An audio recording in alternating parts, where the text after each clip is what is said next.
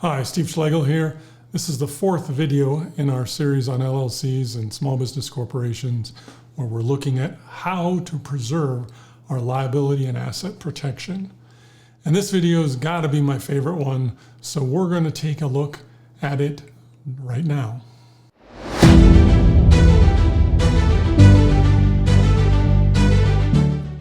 All right.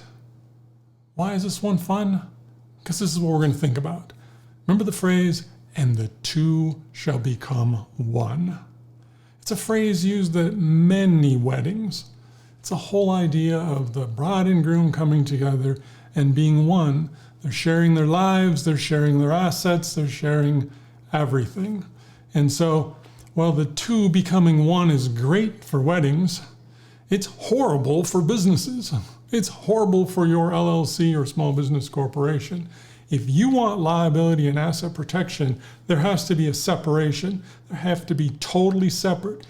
You and your LLC or corporation are separate legal entities. You need to keep it separate. If you allow the two to become one, you are going to lose almost every time when trying to defend the right to have that asset protection. So, when people get married, they commingle their assets, if you will. They bring everything together, and we don't want to do that. So let's look at some of the ways we can screw that up in our business. One of the things some of my clients ask me right after they form their entity is, hey, Steve, do we have to have a separate checking account? Or can we just use our regular checking account over here, the one that we use for other personal things? And I say, of course you have to have a separate checking account. Remember, we don't want the two to become one. We don't want to mix personal and business things together, so there absolutely must be a separate checking account to keep that stuff apart. Okay, that makes sense, and a lot of people get that right out of the chute. But here's one that a lot of people don't get: credit cards. Okay? Do you have a separate credit card for your business and a separate credit card for personal purposes? And if you do, I applaud you. Good job. But a lot of people don't. What they'll do is they'll use their one credit card to buy personal stuff and business stuff, and at the end of the month, they'll have the business write a check for part of it, and they'll write a personal check for part of it and send the payment in. Okay? That doesn't work.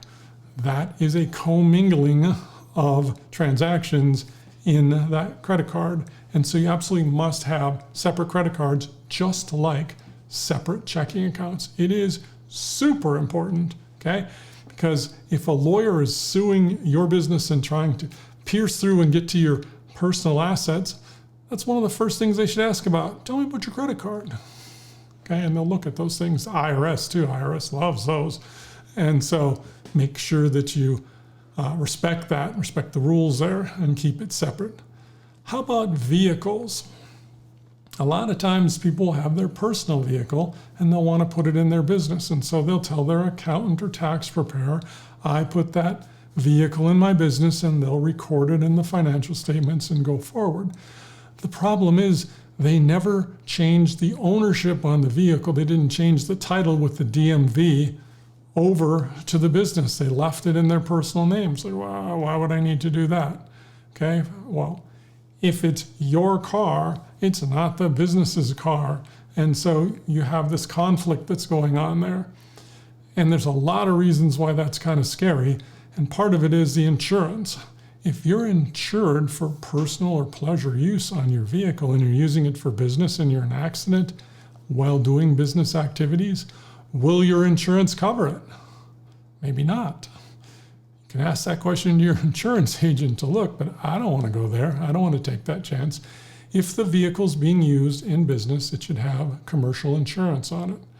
And so you need to make sure that personal vehicles are outside and business vehicles are on the other side, and they're not blended together. So think about that, and also think about the fact that when you have a vehicle in the business and you're using it for personal purposes, like, I got to run a quick errand, I got to go pick up the kids at the school, or I got to go run over to the grocery store and pick up something on my way home, which also says that I'm commuting and going back and forth between work and home. Those are personal activities, and your quote, stealing the company car to go do personal activities? And you go, Steve, I'm not stealing the company car. Okay, it's my car, it's my business, I can do whatever I want.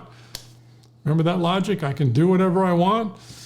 Then the other attorney can do whatever they want too, and you will lose.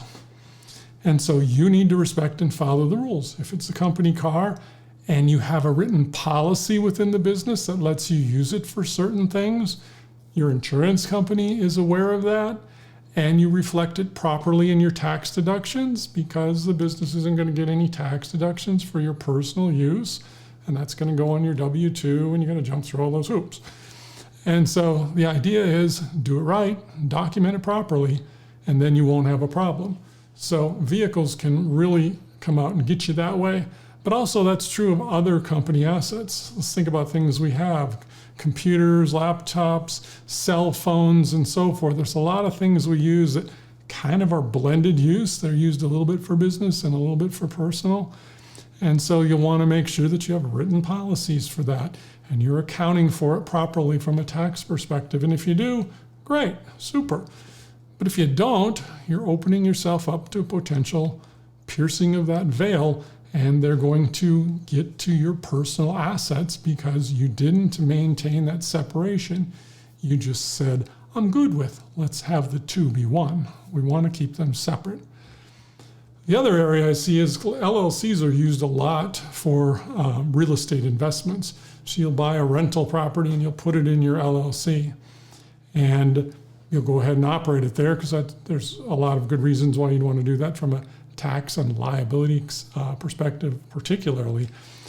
But what I find is mortgage companies and banks often don't want to do the loan to your LLC. They want to do the loan to you personally.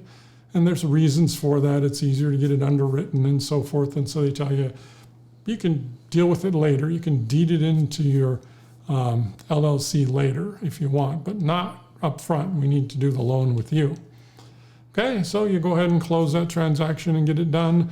And what do you suppose is the thing that gets forgotten all the time? Nobody deeds it over to the LLC.